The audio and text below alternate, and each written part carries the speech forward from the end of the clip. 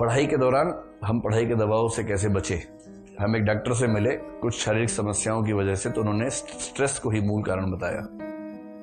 हाँ, ये तो है भाई, स्ट्रेस जो है ना वो साइकोसोमेटिक मामला है। स्ट्रेस एक समय तक केवल दिमाग खराब करता है, एक समय के बाद उससे सिम्टम्स बॉडी में आने लगते हैं। फिर आपको नींद ना आना, नींद उचट गई, तनाव हो रहा है, और कभी कभी तो वाइब्रेशंस बॉडी में होने लगेंगे। वो सब चीज़ें स्ट्रेस से हो जाती है। तो स्ट्रेस से बचने का एक ही तरीका है कि थोड़ा सा इंसान की तरह से पढ़िए, मशीन मत बनिए। मुझसे तो कोई सलाह मांगता भी नहीं आजकल, क्योंकि मैं ऐसी सलाह देता हूँ फिर बच्चे आते ही नहीं मेरे को सलाह मांगने के लिए। आते हैं कि सर कितना पढ़ें, कैसे पढ़ें। मैं बोलता हूँ देखो, सप्ताह में एक फिल्म जरूर देखनी है, ये पहली सलाह है। सप्ताह में एक फिल्म, अगर स्कोप है तो सिनेमा हॉल में जाके देखिए, दो चार दोस्तों के साथ देखिए। BF-GF वाले चक्कर मत पड़िएगा, उसमें तनाव ज़्यादा होता है।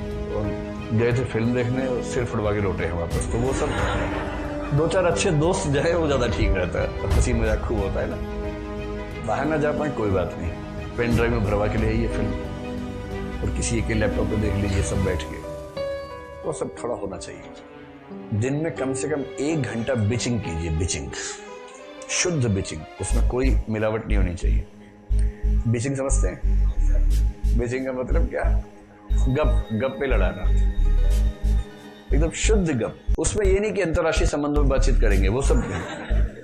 अंतर्राष्ट्रीय संबंधों पे करना भी है तो उन वाले संबंधों पे कि ट्रम्प का किससे चल रहा है, इस तरह का, वो वाले अंतर्राष्ट्रीय संबंध। ये वाले अंतर्राष्ट्रीय संबंध नहीं कि इराक में क्या हुआ, सीरिया में क्या हुआ, वो सब नहीं। जब आप शुद्ध प्योर गपबाजी कर लेंगे 1 घंटा ना, तो मन इतना प्रफुल्लित हो जाता है उसके बाद, फिर पढ़ेंगे तो अच्छा लगेगा। और सफलता का बहुत तनाव मत लीजिए। वो कह गए हैं, तुलसी ने भी कही है ये बात, वैसे भी आती है कि चिंता वाकी कीजिए जो अनहोनी होए, अनहोनी होनी नहीं, होनी ही सो होए। तो चिंता उसकी करो जो अनहोनी है, और अनहोनी है तो हो ही नहीं सकती है, क्योंकि होना वही है जो होना है। तो नियतिवाद के अपने फायदे भी है, ये इसको डिटर्मिनिज्म कहते हैं। नियतिवाद का मतलब सब कुछ पहले से तय है। इसका फायदा ये है कि आपको तनाव नहीं होता, जब पहले से तय है ही तो फिर टेंशन किस बात की है। और मैं ये बात कई बार कहता हूँ, सीरियसली कहता हूँ कि इस एग्जाम की तैयारी करने का केवल बोनस है कि आप IAS बन गए। ये सिर्फ बोनस है, शुद्ध बोनस है।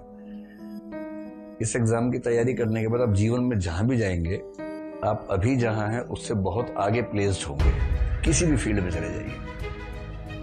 तो एक लेख मौका मिलेगा तो आपको मैं भिजवाऊंगा उस पर WhatsApp पे।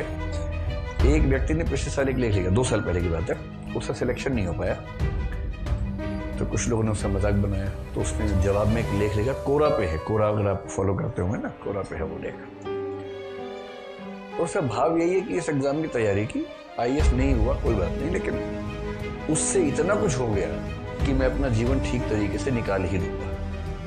और फिर उसने कुछ एग्जाम्पल्स दिए कि मेरे साथ क्या क्या हुआ।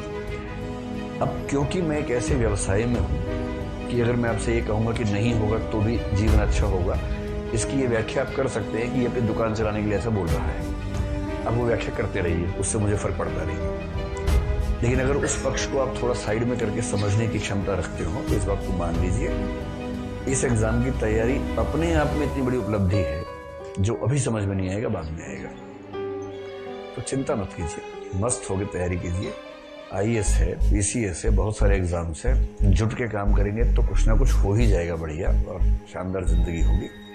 ऐसा नहीं कि उसके बाद की जिंदगी इससे अच्छी होने वाली है, क्योंकि ये तो आपका बेस्ट फेज है। इस समय दोस्त हैं, पढ़ाई है, पढ़ने लिखने का समय है, कुछ नहीं करना है, घर से पैसे आ जाते हैं। इतना अच्छा फेज जीवन में नहीं आने वाला कभी। ये आपके जीवन का सबसे अच्छा फेज है। इसके बाद इससे खराब ही आने वाला है। IAS बनने के बाद IAS बन के वो मजा नहीं आएगा जो भी आ रहा है आपको मजा।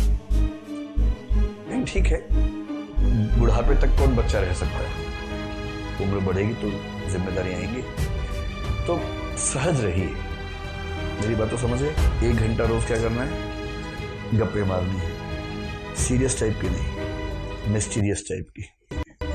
ठीक, हफ्ते में 1 आध फिल्म देखिए, मन खुश रहेगा। गाने वाने सुनते रहिए। सुबह उठे, जब तक तैयार हुए, गाने चलने चाहिए उस समय, सुनसान नहीं रहना चाहिए।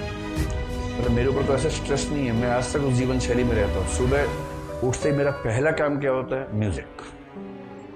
मेरे अपने फोन में है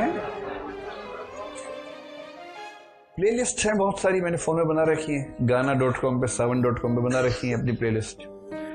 तो उसमें एक प्लेलिस्ट का नाम है गजल्स, एक का नाम है भजन्स, एक का नाम है पार्टी, एक का नाम है जिम, इस तरह से। तो अगर एक्सरसाइज कौन सा हनी सिंह प्लेलिस्ट भी नहीं है, हनी सिंह के गाने बीच बीच में आते हैं, जैसे पार्टी वाले में आ जाते हैं। अब जैसे सुबह उठे, मूड भक्ति टाइप का हो रहा है, तो भजन चला दिए। वैसे मेरा मूड 100 में से 99 पर गजल टाइप का रहता है, तो मैं गजल चला देता हूँ। अब चलती रहती है गजलें। तो उससे क्या होता है कि जो समय आपके उदास होने का समय हो सकता था, इसलिए ठीक हो गया क्योंकि आपके आसपास माहौल ठीक बना हुआ है। म्यूजिक आजकल जिस तरह से उपलब्ध है अपने फोन वोन पे, हमेशा ऑन रखिए। आजकल तो मैंने देखा जितने बच्चे सड़क पर चलते सब कान में लगा होता है, और जब चलते हैं तो लगता है कि रोबोट चल रहा है कोई। तो कान में लगाइए या वाईफाई ब्लूटूथ स्पीकर लीजिए छोटा सा, पूरा